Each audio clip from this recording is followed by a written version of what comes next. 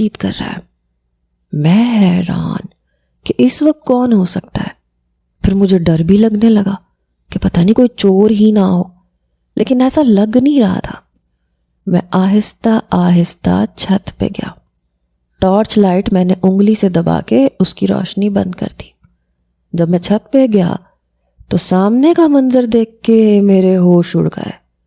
میری بہن یہاں پہ اس چھپکلی کے بھائی رستم سے بات کر رہی تھی، اور وہ دونوں آہستہ آہستہ دھیمے لہجے میں پتہ نہیں کیا باتیں کر رہے تھے۔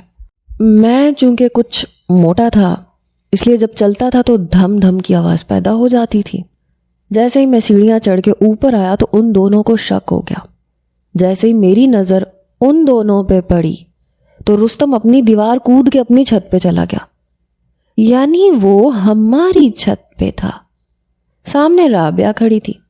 میں نے کہا آپا یہ رستم کا بچہ یہاں کیا کرنے آیا تھا؟ وہ کہنے لگی کون رستم؟ کوئی بھی رستم نہیں ہے یہاں۔ وہ بری طرح سے بوکھلائی، مجھ سے جھوٹ بول رہی تھی۔ میں نے کہا میں نے اپنی ان گنہگار آنکھوں سے اسے دیکھا ہے۔ کہنے لگی تو تمہارا دماغ تو نہیں چل گیا؟